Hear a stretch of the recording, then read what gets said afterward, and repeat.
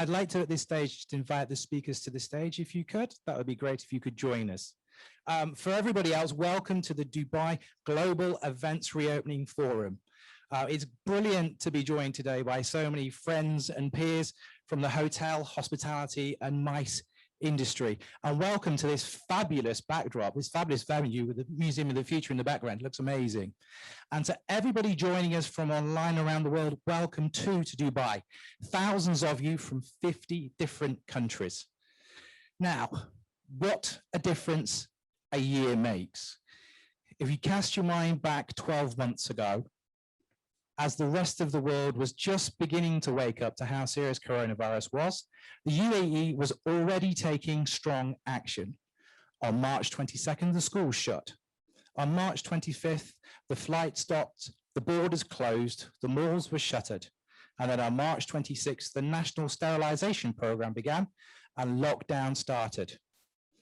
But by May 2020, the hotels were beginning to reopen, the restaurants were beginning to open, the beaches were all coming back to life, and slowly and safely, the recovery began. Fast forward to today, and Dubai is leading the world once again, reopening large-scale events to international travelers. It is the first city in the world to host 2 major global events, with Gitex in December and Gulfood just in February. And let's also not forget ICCA over in Abu Dhabi, attracting international travelers from around the world. How has the UAE done this? Well, I'm delighted today to be joined by 6 guests who have many of the answers. His Excellency Halal Al-Mari, Director General of Dubai Tourism and the Dubai World Trade Center. Paul Griffiths is CEO of Dubai Airports. Mohammed Al-Hashmi is Vice President, Commercial Products at Emirates Airlines. We also have Mark Willis, who is the CEO, Middle East and Africa with Accor, and Matt Denton, who is President of MIA for DMG Events, and of course, Trixie Lohan-Merman, who is Executive Vice President, the Dubai World Trade Center, and a UFI board member. Welcome to you all. And if I could just briefly ask you just to mask up again, my guests, we'll have a quick picture and then it's into the questions. Yeah.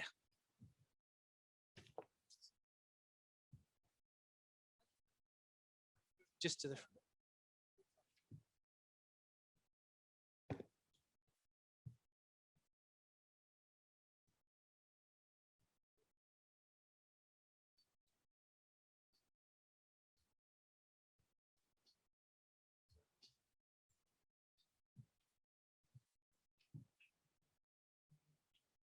So, to the interesting part, what you've all been waiting for.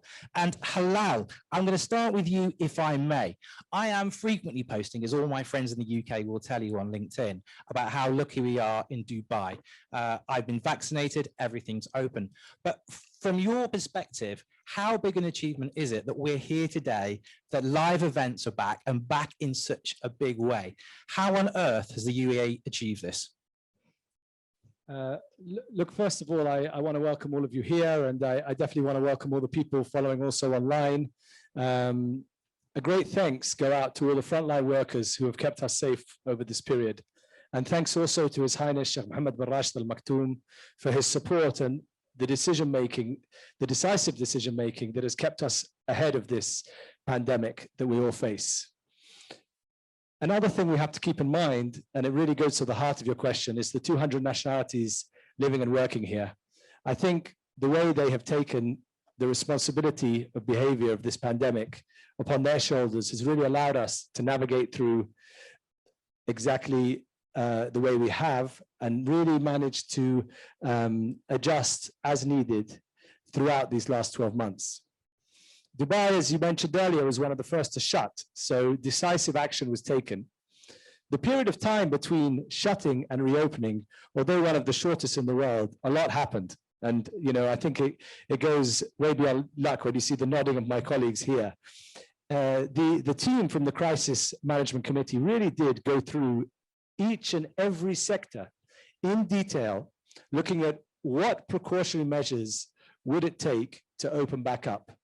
This was based on data. And again, the emerging data, as you will remember, 12 months ago was a little bit harder to come by than today. So this was an iterative process which allowed us to open each and every sector gradually, not immediately in full. So even the tourism sector was opened domestically in May and not till July for international visitors, because everything had to be tried and tested. The event sector also was absolutely no different. In July, we held the first major event, which was AI Everything, and it was a domestic event at that time. All the precautionary measures which were put in place, we were able to test them and we were able to build on them. When you fast forward throughout the year, we had a number of MICE events, whether they be corporate meetings, conferences, and the two most notable were in December, Gitex, and in February, Gulfood. Those events took place, and whilst they were not quite as big as they were the year before, they were still extremely successful, and they were what's considered mega events by any standard. Beyond the first thing which was very noticeable in these events was the desire to do business was there from people around the world.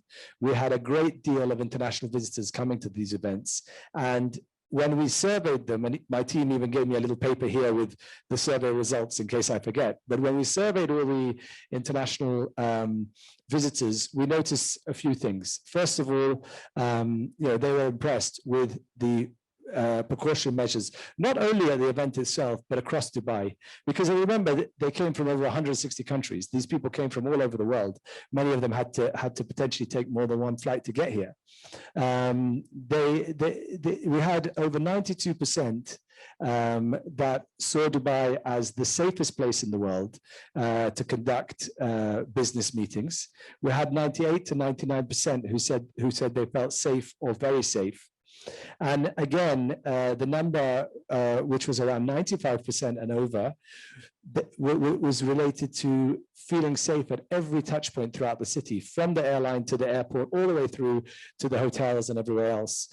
I think that was a testament. And again, the consistency was there throughout. When we look forward to the rest of this year, because 2021 being our golden jubilee for the UAE is a very big year, we do expect the events industry to pick up. We do expect, the business meetings and the desire of people and the need of businesses around the world to connect with the rest of the world to continue. We have Expo coming towards the end of the year. With vaccination programs around the world taking pace, we do see that we are very well positioned to welcome the world in Dubai. And I look forward to what this year has to offer. Thank you. Mohammed, from Emirates Airlines perspective, I guess March 25th, when the flight stopped, must be a day ingrained in your memory. But looking back on it, and when you were looking around the world, did you know in your heart that it was the right thing to do? And then talk us through how you came back to restarting the flights and more importantly, restoring passenger confidence. No, absolutely. I think as Emirates, we fully support the measures that were taken place by the UAE authorities to safeguard the people. I mean, safety has always been our top priority. In fact, we were one of the first airlines to implement biosafety procedures on all layers of travel, be it on the ground or in the air. Our disinfection program that was held on board is something that was put in place before COVID-19 was even declared as a pandemic. We've looked at different elements in order to restore customer confidence. I mean, even from our products and services, what we have done is we fast-tracked some of the projects that we had there to make travel more efficient and safe and contactless, like the biometrics, as well as the baggage drop-offs and the check-in kiosks that we have at the airports. Now, we've also kept the traveler's confidence, we've kept the traveler's confidence naturally by offering very generous rebooking options for our customers and sticking to our promise of refunds. We processed over 1.7 million refunds last year during the pandemic. And we are also looking at how we constantly and continually enhance our products and services as and when we get more information about the virus. Now, as they say, you're only as strong as your weakest link. And I would say that the coordination and collaboration that has been taking place within the Dubai ecosystem with all my colleagues sitting around here and the others is what has led us to this success and has put us in the right foot to ensure that tourism does come back to Dubai. Paul Mohammed there talking about collaboration. I mean, I think the word unprecedented has been used an unprecedented amount of times in the last year. But when you talk about the government and the private sector partnership, it truly is unprecedented. How important was it for you to get it right at Dubai airports, both in terms of health and safety and in terms of restoring confidence in travel? Well, I think the thing is Dubai airports clearly is 96% of everyone's first and last experience. And of course, we were facing, I think, 3 challenges, and the evidence on each of those challenges was very strong. I mean, agreeing with Hilal's opening remarks, the leadership shown by the Dubai government in managing the pandemic was outstanding. And I think a lot of countries who dithered and delayed their decision-making paid the price. We actually maintained a very strong position against the pandemic right from day one. Secondly, confidence, because although this is a time where medical security is incredibly important for everyone, the biggest battle we're actually fighting is the confidence of people to travel.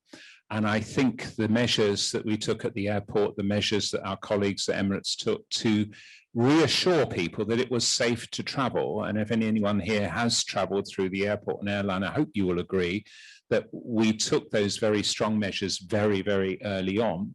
And the second thing is not to be obsessed with the here and now, but to remember that Dubai is in a unique position, both geographically, economically, and in terms of its impact on the world.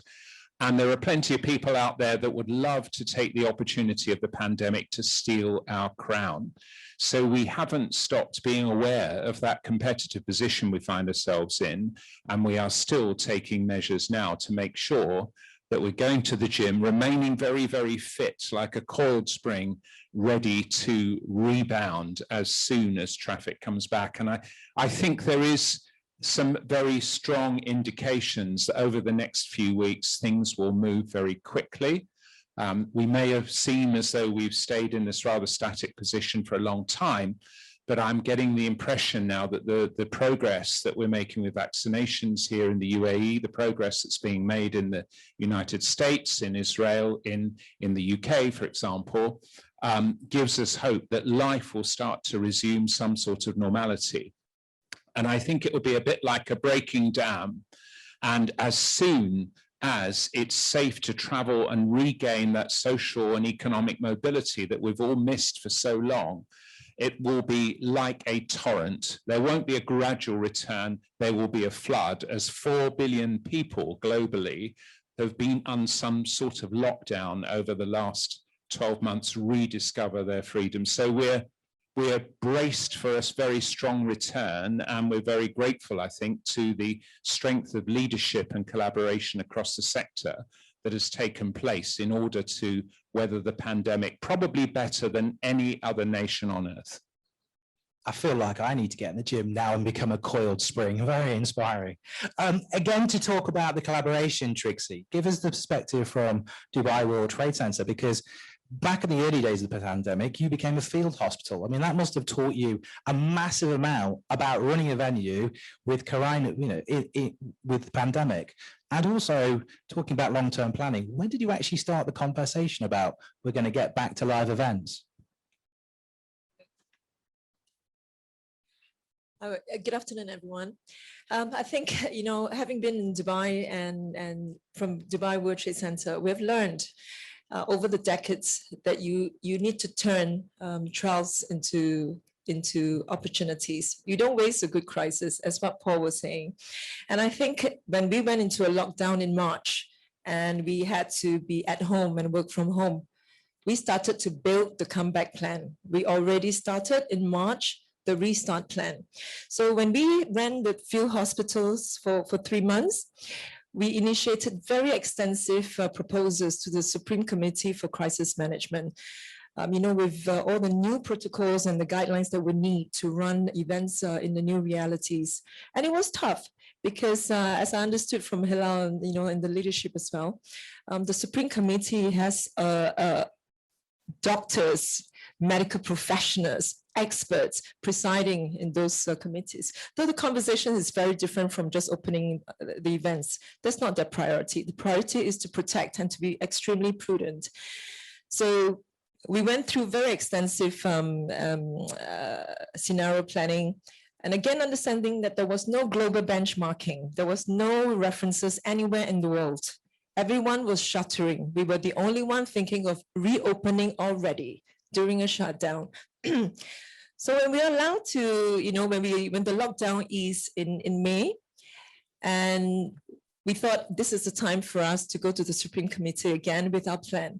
And after some serious, very profound scrutiny by the committee, they approved our plan to pilot the exhibition.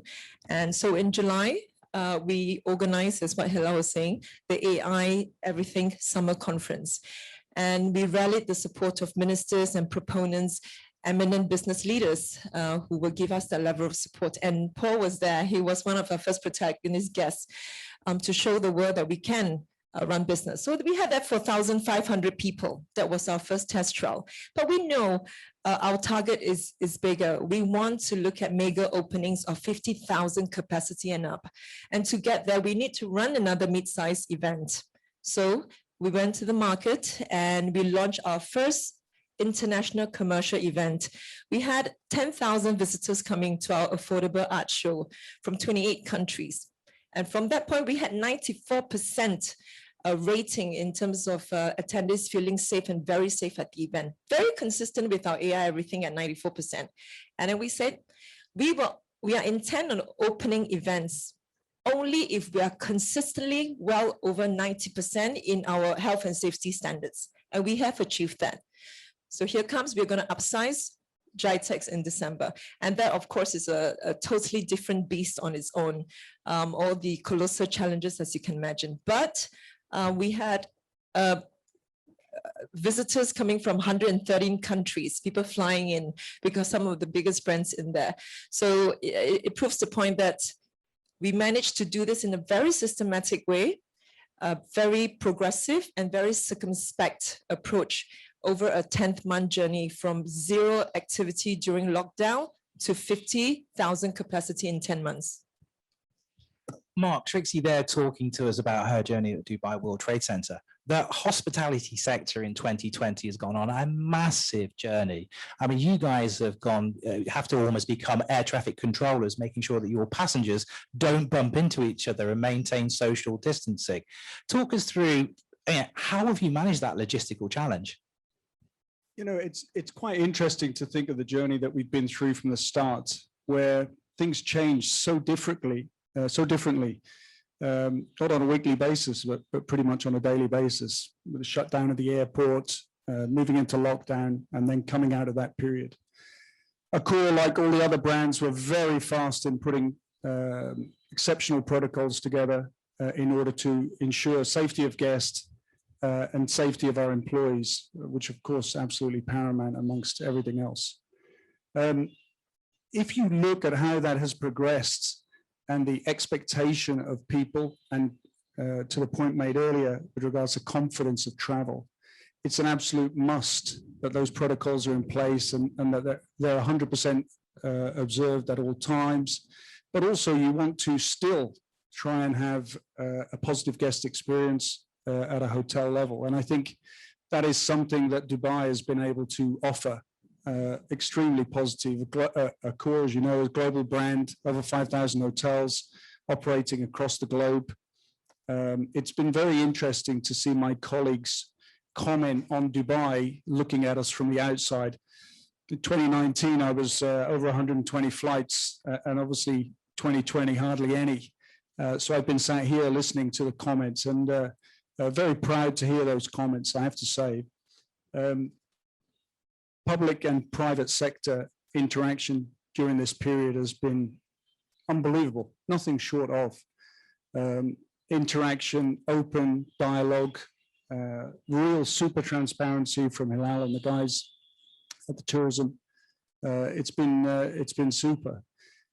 Dubai is, as everybody knows, one of those top destinations in the world, and went into the pandemic, rightly so, in that position. What's wonderful to see is that we've come through the pandemic in the same position, and we will come out of this in the same position with the efforts. Wonderful leadership that's in place from the government here, decisive but open and transparent, seeking collaboration. This is what makes Dubai a special place. It's kind of like an F1 driver leading the race, going into the pits and then coming out of the pits and still being in the lead. Matt, you've been very patient there at the end. You're at the sharp end organizing events. Tell us, how on earth did you keep your events alive in 2020? What did you learn from that? And then give us your take on 2021, because you've got live events firmly in your sights again, haven't you? Yeah, I think we've been remarkably patient. We've waited almost a year to do a show now. At DMG events around the world, we have about 80 shows a year. So last March, we were sat there with all those planned in various different time scales. So we had ones that were due to open any time, and some that were due to open in the autumn. And I think the way we approached those was all differently. First of all, I think, and this is sort of, or most of the organisers around the world felt the same. We kind of worried about that void because we had to push our shows in March, April time and May. And to fill that void, we started reaching out to our exhibitors, who normally we offer them the service of an event, and we satisfy that demand for them, but we needed to find out what they really wanted in that void. And we filled that with a lot of webinars, a lot of digital content, a lot of CPD. So some of the add-ons we normally have at a trade show, we offered them to them there. Then when we started moving through, of course, the point was no one knew how long this was going to last. So we were working on this annual calendar with shows a year away, 9 months away. And as we started to realize as we got further and further, we had some major shows that were coming up that we just didn't know if we could hold or not. And history will show we didn't in the last year. For those ones, we then reached out to virtual. It's a dirty word in my mind. We try not to talk about virtual events, but we did digital festivals. So we tried to give the participants and the exhibitors an element of the show digitally. And it was quite successful at first, as were all the various webinars and things. But I think what's important and what brings us to where we are today is there's been an increasing apathy for that. There's fatigue. We all got bombarded with thousands of webinars and invites to speak at things or listen to things. And I think as that's passed on now, we've had this overwhelming sort of cry for live events again. Watching what Trixie and the DWTC have done has been fantastic for us. And even in different industries or in different subjects, people seeing those live shows happening are realizing what they're missing more and more. And that demand's now brought us to the door of our shows in May, June. And then, of course, as we move into September. And of course, Dubai, with all the activities that the panel have spoken about here, is that first place for us as an international organizer to bring those shows back. So we're looking forward to actually doing what we're supposed to be doing and haven't done for a while. Well, I'm sure our online audience aren't suffering from Zoom fatigue just yet, but if you are watching from abroad, look where you could be. So I'm sure Dubai is ready to welcome you anytime. Halal, on the most recent cover of Arabian Business, we featured an investor who had moved his entire global operation to Dubai because he said Dubai is open for business.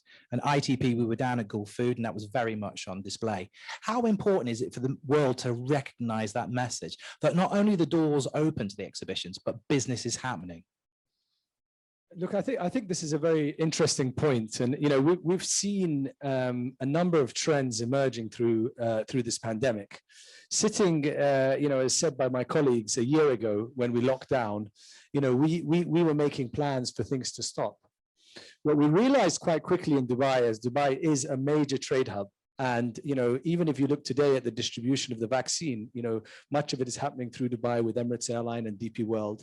We realized Dubai needs to continue to conduct business. Dubai needs to continue to facilitate the business flows from east to west, north to south. We've seen three trends emerging over this year in terms of businesses choosing Dubai. The first, as you mentioned, many remote workers have chosen Dubai as their home. And these remote workers fall into two categories. One category is people working for their company back in X country or Y country, but they're doing it from here because they've had the announcement that they're going to be remote for a while. The second remote worker has come here with his multinational who has shifted employees to Dubai because they see the importance of their well-being and the standard of living here. The second trend we've seen, and we've seen that with regional companies and MNCs, we've seen Dubai is becoming more and more a hub for the world, a hub for emerging markets. A company that used to look at the Middle East alone, maybe today looks at Africa, looks at parts of Asia, CIS, and the geography to which Dubai is serving is expanding on a rapid basis. The third thing that, those of you sitting here with us today know, Dubai is a family place. So many people and many family businesses, owners of family businesses, conglomerates, family offices have chosen Dubai as a home during this pandemic for their family because they wanted their family to be in a place where they could live. And I think that's something which is, maybe to turn the needle slightly, because what we're seeing is that these people are here to stay. And we have a number of schemes which are available to companies, entrepreneurs, individuals, whether it's the Golden Visa program, which gives investors or CEOs 10-year visas into Dubai, or the entrepreneurship program, which gives leading entrepreneurs 5 years visas. We have also a remote working program, retirement program. So all these different programs that people that have been around now, most of them before the pandemic, some started through, have gained a lot of traction. The key thing here is when you go back to the events and you see people are not here only to do business here, they're here to do business with the wider world. And if you take Gulfood as an example, and again, as I said earlier, Gulfood is just one of many events, but it's a big one that we can point to. Over 40% of the international visitors who came to Gulfood had to do quarantine when they went back to their home country. So they came here knowing that they were going back to quarantine. I think that's a testament, and that says a lot. Of those people, more than half stayed on in Dubai, and they extended their trip. And when asked, what did you extend for? 85% of them extended for business. So being here for a week for Gulfood wasn't enough. They moved it to 2 weeks, and they conducted a lot more business. And I think this tells us really not just about the events industry. It gives us an indication into the, into how the different economies are being affected by this pandemic, and how Dubai has been playing a role to really ensure that people remain connected, and to really ensure people are able to continue to conduct the businesses that they have to do for their livelihoods. Trixie, I'm interested. On day one, when the doors opened at Gulfood or at Gitex, how did that feel to have the doors open? And also, what was the reaction from visitors and exhibitors? How much did it mean for them to be back live? Well, I moved from first day to the last day. I booked my flight on the Emirates to Maldives. That's on the last day of the show. Good flight. I think Hilal has already articulated a lot of the vital stats that came out from the show. I think, for Gitex and Gulfood, Gitex was extremely demanding. In a way, I would say it's excruciating.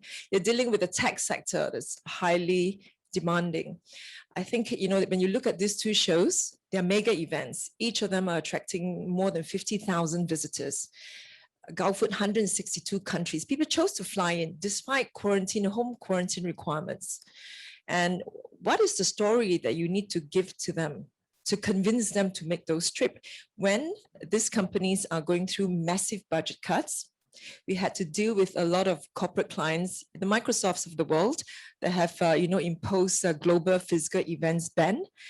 You're looking at motivation from my staff. It's hard. And we keep saying this. I have a bunch of amazing men and women in our office who kept through. You can win a contract one day and you lose 20 contracts overnight. And at the same time, we need to keep them very healthy to make sure that, we are COVID-free, because we have an event to run. When one is down, the herd is down.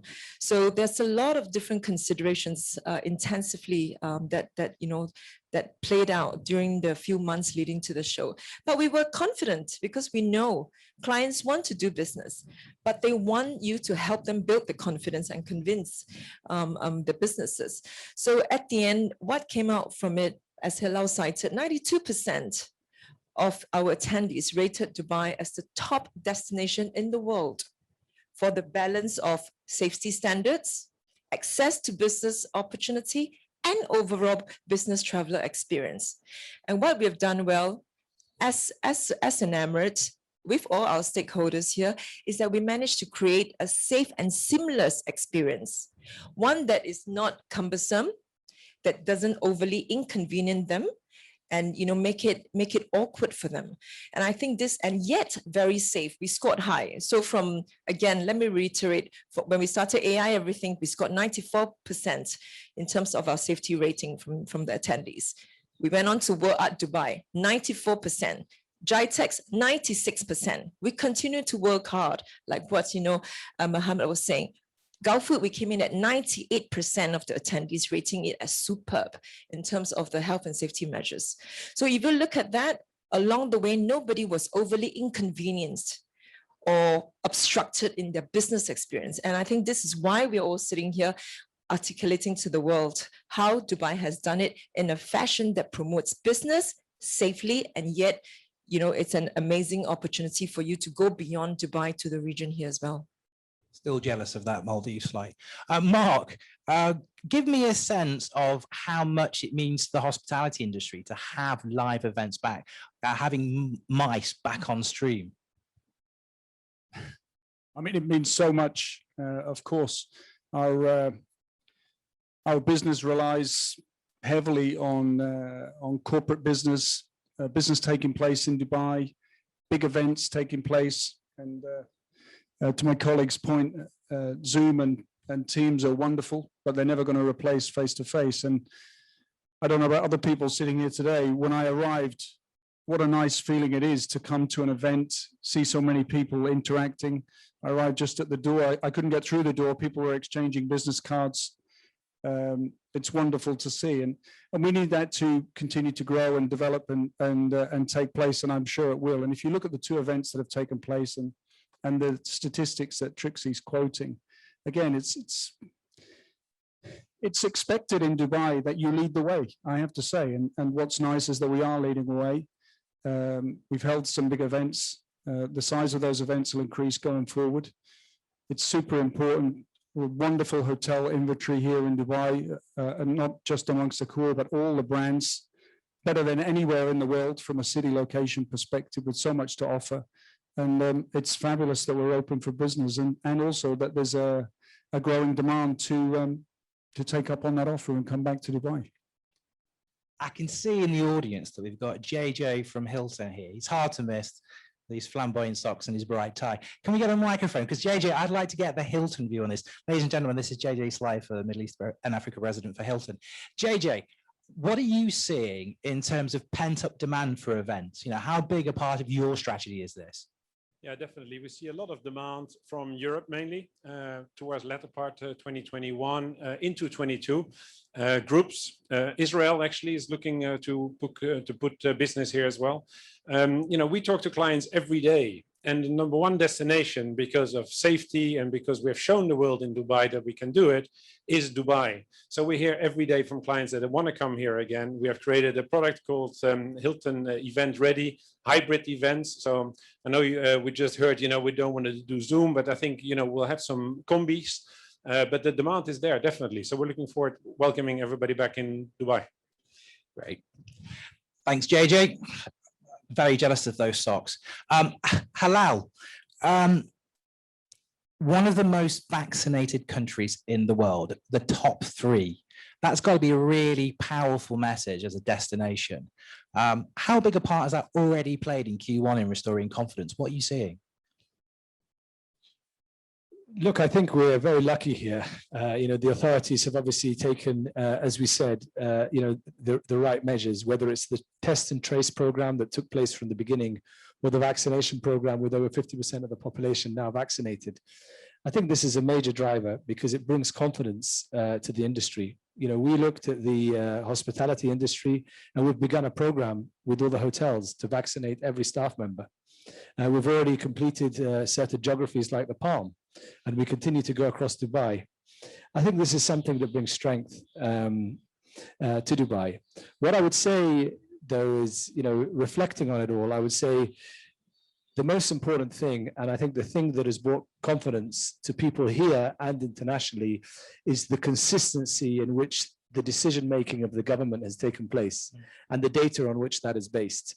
There's been no point in time where the government has hesitated or chopped and changed its mind or confused anyone. It's been one path from the beginning. And when you have a path like that and you need to adjust for whatever reason, some people think this happens. It doesn't just happen. We've had over 170,000 inspections. We've closed down numerous places. We've closed down entire hotels. We've closed down, shops, everything else for non-compliance.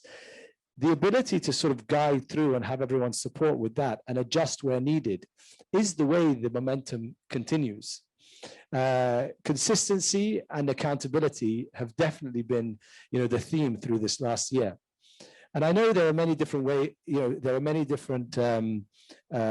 approaches that people have taken around the world, and all of those, have worked maybe in their own countries. But for us, I think that consistency and the trust and the transparency that's been developed between the people and the government, the private and public sector, I think that's what is going to allow us to accelerate through this year, being the year of our Golden Jubilee. Paul, I can see you nodding your head vigorously as Halal's talking there. How important has that vaccination program been to you as CEO of a massive operation operationally? Well, I think if you can choose a single KPI across the world to see how quickly we're going to get out of this particular global pandemic, it's the global vaccination rate. And although that's hovering around 4%, which clearly is rather low at this point in time, the fact that Israel, the UAE, the UK, and now the US have exit strategies based on vaccination, I think is a very encouraging sign. And I think also the fact that we are working as an industry to basically reassure governments that once we've got the data on how vaccinations actually limit the transmission capability of the virus, that will work hand in glove with the various quarantine and control programs that each country is practicing to protect their domestic populations. It's incredibly important that that agenda coalesces, because we have to get mobility back. And I think a lot of people are hoping that the world's going to move in step on this. But unfortunately, as we can see from the huge variance in the vaccination rates across the world, that's not going to happen. We're going to have to rely on bilateral relationships between countries that have reached a similar stage of protection of their communities against the pandemic. And I think we're very close with a lot of countries now. There's a lot of meetings going on at the moment, and I think we'll see some announcements which will mean the mobility of the world starts to get back to normal in fairly short order. I think one of the things, that Hilal has mentioned, it's the consistency of leadership messages, which has been very, very noticeable here in the UAE. We're very blessed with the weather, of course, that we've been able to hold a lot of events outdoors. We've been able to eat outdoors when others, particularly in Europe, are freezing in February. So I'm particularly smug about that particular point when I talk to my fellow countrymen back in the UK. But I think the thing is, most of all, Dubai reminds us every single day that life is for living. It's not just for working. And I don't think there's a single city that does this better than here in the UAE and here in Dubai. So I think that's the reason a lot of people are coming here and are very envious of the progress we've made in being able to not only overcome the difficulties of the global pandemic, but have a consistent strategy, which means that we'll be very early leaders on the way out of this. So watch this space. We are the preeminent airport in the world. We've retained that #1 position as the largest international hub in the world, even through the bad times when we're only existing on 20% of our normal throughput, about 2 million passengers instead of the 8 million we normally welcome every month.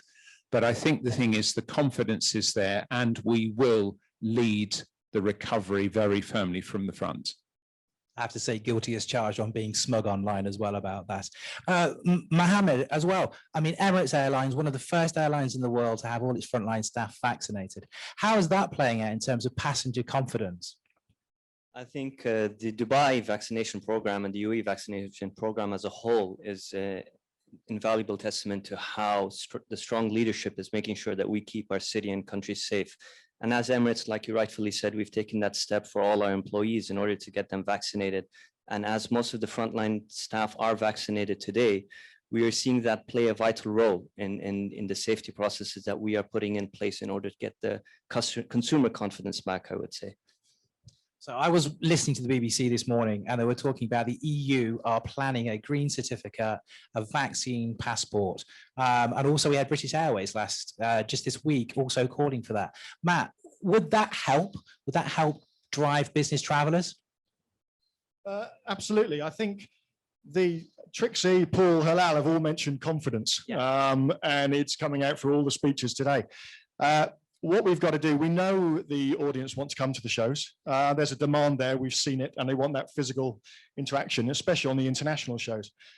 So we need to provide that confidence and share it with them, and be that as a hub, so we can bring that international audience, be it a safety aspects, which Trixie's obviously championed there and so on. We work with UFI to make sure it's available. So people are confident in that. So once we have that, a vaccine certificate, yes, absolutely, may well add to that general level of confidence and just bring the travelers again. That's what we're looking forward to in the next few months. Mark, would you add your voice to that? What's your thought on the vaccine passport? Yeah, there's a lot of talk about that, isn't it? Is it coming? What's it going to be? How does it look? How is it going to work? Let's not forget a vaccination documentation you've needed to travel in Africa for the last 15 years. Without it, there's many borders that you can't cross. It's a very simplistic thing. Will this come? I would imagine, yes, it will come. And again, I think this is a confidence issue, but also in order to stimulate that, people need to get back to some kind of an ease of travel. And such a process would definitely aid that, I'm sure. So recently, Arabian Business held a forum and we asked a simple question, which was, can the UAE become the first post-coronavirus economy? PwC Stephen Anderson said on stage, it already is. Halal, final response before I take some questions from Zoom, but what's your 60-second take on that? And what's really exciting you about 2021? So I agree with her. Definitely the economy restarted here, back last summer. We are still living in a COVID world today. The Dubai economy links to the rest of the world.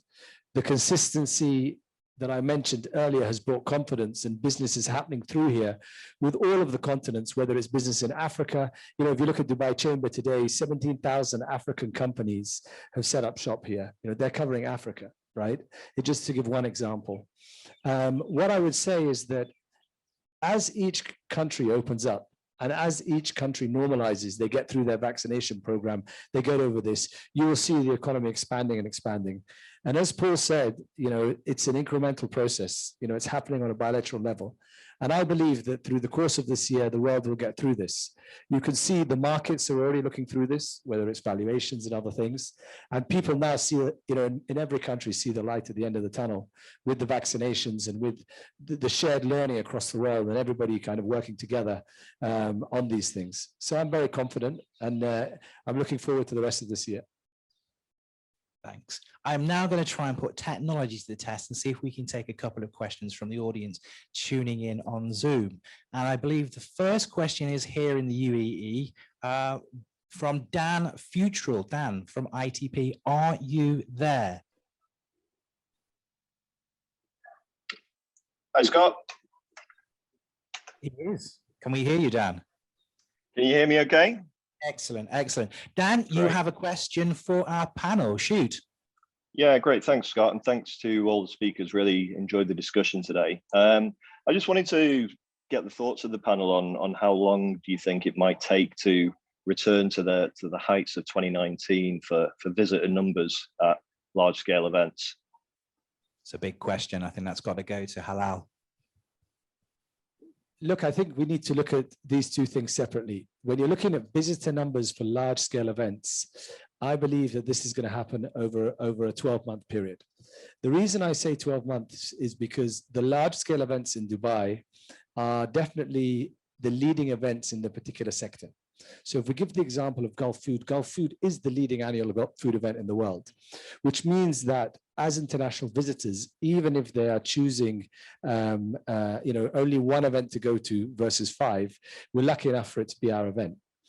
The other thing is that the size of these events, even if it's 50, 100,000 people, even at a smaller capacity in terms of airline network setup, as the rest of the world opens, we still have enough capacity for that, because that's a fraction of the needed capacity or Dubai's capacity, as Dubai from a scale perspective is so much bigger, whether it's the hotels or it's the airlines or anything else.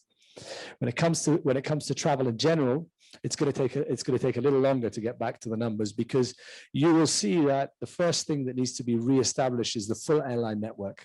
It's not just the network to Dubai, because all the parts of the airline network link together. And that would take a little while.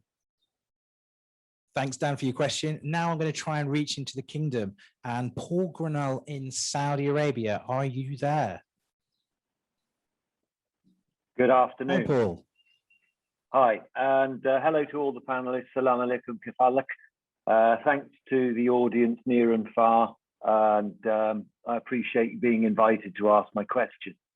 To put this into context, a lot of the territories around the world and countries are stalled in their reopening of shows. And do you think the resurgence of events in Dubai is due to the joined up thinking or collaborative nature from authorities and companies? I have just the two people to answer that question. I'm going to go to Paul first.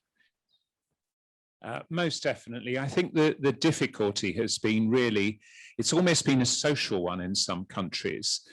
Here, the government were very, very clear very early on about what we all needed to do to control the spread of the virus and to keep the pandemic under control. I think that's why the infection rates here have been largely far better than they've been in other parts of the world. And I think that discipline has been at the heart of it. I mean, sad to say that over the holiday period in December and January, when we had a huge number of visitors from overseas, one of the things I noticed straight away was a slight lack of discipline amongst those visitors compared to the discipline that we had here.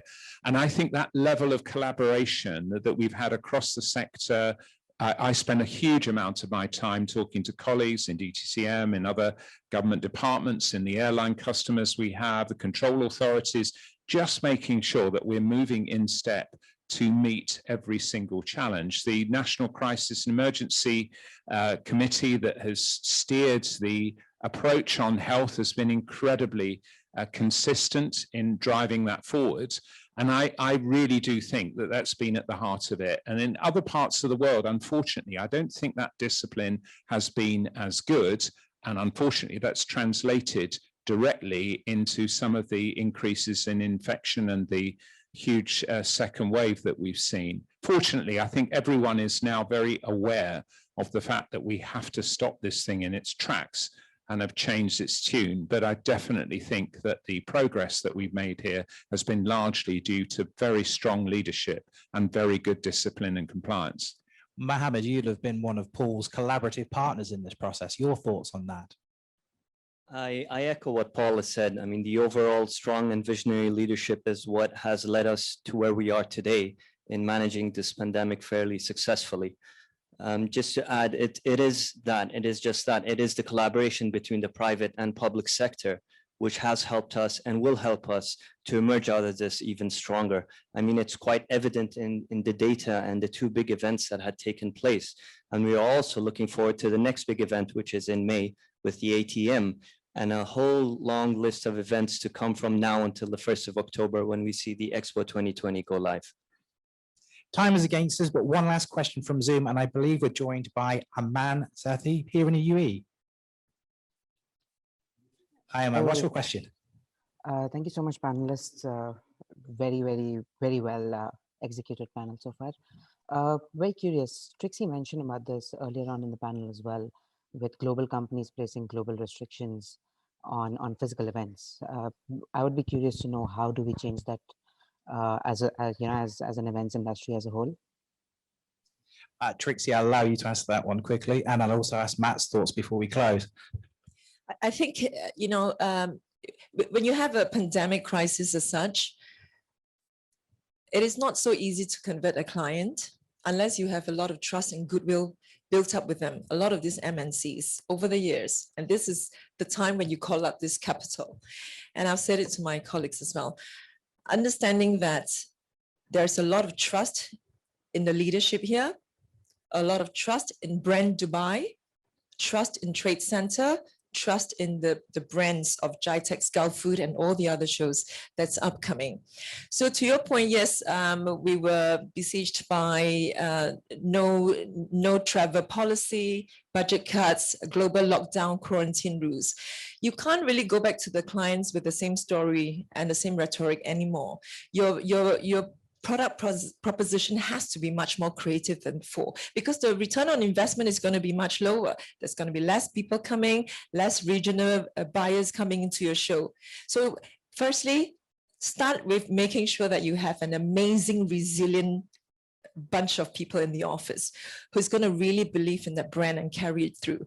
And I think going back to your clients and not taking a no for an answer, we have managed to convert a lot of the tech companies, and tech is probably one of those sectors where you have most of the MNCs saying no physical events. We managed to win quite a lot of them. We lost some, but we also, found new friends. And it's very important to get back there, give them another story, work with them on creative packaging, not price packaging, because people don't buy into, they have the money, they're just not spending it. So give them a reason to spend with you. And I think this is where you will build your brand and build confidence over time. I can confirm that Trixie is almost impossible to say no to. Matt, final thoughts on this? We haven't had too much of that, to be honest, because a lot of our events are SME based, so they don't have those decisions. But I think the answer is going to be they're going to come back when they realize how much they're missing out. Just putting these shows on and getting them out into market, they'll feel the pain of not being there. And I think they'll be round on the next cycle. Okay. I'm just going to look to our production people, see, do we have time for a couple of Q&As from the audience? Anybody would like to ask a question, put your hand up.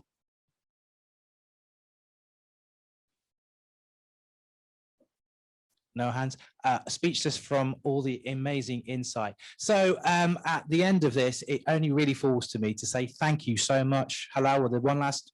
I just want to really take the opportunity to thank the people watching us from abroad, the people here, and to say we do really thank all of the corporates who have participated in our events over the last 10 months for putting their trust in us and being really open with us, and allowing us to work hand in hand with them to work through, this pandemic. So I really want to say, from myself, from Dubai government, we do appreciate all of it. Thank you.